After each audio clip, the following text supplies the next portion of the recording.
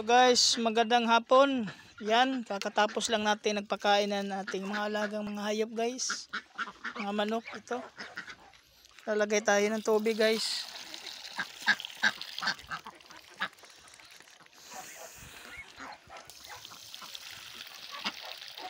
Yan.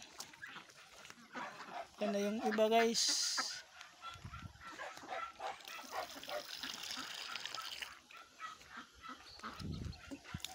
Ito yung guys. Kada hapon nagawain. Yan yung iba.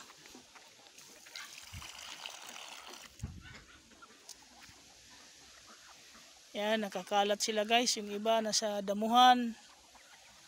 Yun. Iba na doon sa ilalim. Iba nandoon sa ilalim doon. Okay, maraming salamat guys.